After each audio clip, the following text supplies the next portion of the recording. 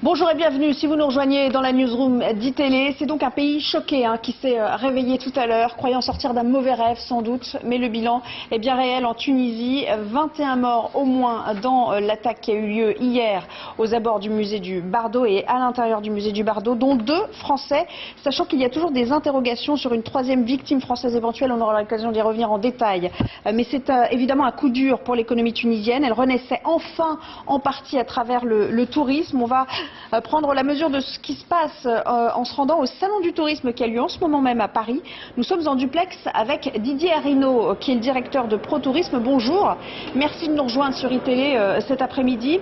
Est-ce qu'on peut dire que les voyagistes ont déjà enregistré les annulations en grand nombre, ou bien il est vraiment trop tôt pour faire un pré-bilan du point de vue des commandes et des voyages qui étaient déjà prévus? On sait que dans ces circonstances, les annulations sont relativement limitées, que ce n'est pas le plus important. Ce qui est très ennuyeux, ce sont les Français qui se détourneront de la destination Tunisie et l'ensemble des Européens. Car ce qu'il faut savoir, c'est que si la Tunisie a subi une baisse de 45% des clientèles françaises depuis le printemps arabe, ils avaient réussi à gagner de nouvelles clientèles, des Espagnols, des Italiens, des Britanniques, des Allemands, et puis des clientèles des pays de l'Est.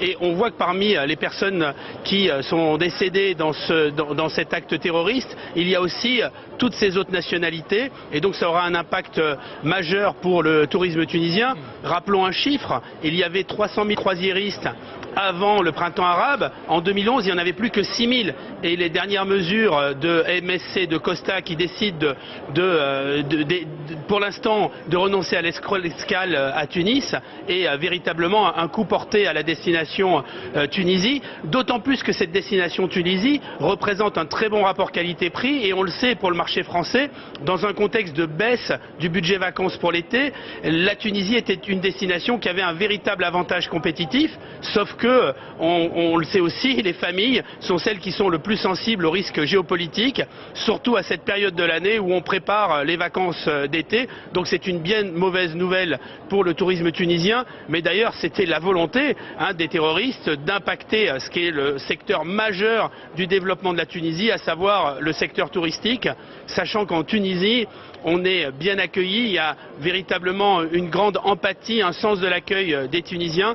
Et même si on sait qu'on a plus de risques de mourir dans un accident de voiture à côté de chez soi que d'aller dans une destination au Maghreb, bien évidemment, en termes de réservation, ça risque d'être une véritable baisse. Espérons que ça ne soit pas un cataclysme pour le tourisme tunisien, comme ça l'a été pour le tourisme égyptien il y a quelques années. Et d'ailleurs, le tourisme égyptien a du mal à s'en remettre. Didier Arinaud, justement, vous connaissez évidemment l'impact psychologique qu'a une telle attaque comme celle d'hier à Tunis. MSC Croisière et Costa Croisière, vous y avez fait allusion, annulent toutes leurs escales en Tunisie. Déjà, est-ce que vous les comprenez? Est-ce que vous comprenez cette décision? Et est-ce que vous avez vent d'autres sociétés de tourisme qui veulent annuler l'envoi de leurs clients en Tunisie? Écoutez, on le comprend, on comprend l'annulation de l'escale. Il y a eu des personnes qui sont décédées, qui étaient sur ces bateaux de croisière. Que dirait-on s'il n'y avait pas une annulation? Mais on sait pertinemment que ça n'est pas en annulant ces escales de croisière que ça va résoudre le problème et que le danger est relativement limité. Il y a toujours ce type de mouvement au nom du principe de précaution. On sait que les voyagistes aussi vont faire en sorte de limiter leur stock sur la Tunisie. Certains sont déjà très engagés. Ils comptent aussi sur une mobilisation, et je crois que de la même façon que les Français s'étaient mobilisés lors de l'attentat à Paris, il est important que nos concitoyens et les Européens puissent se mobiliser pour repartir en Tunisie, qui est un pays qui mérite la solidarité comme d'autres pays.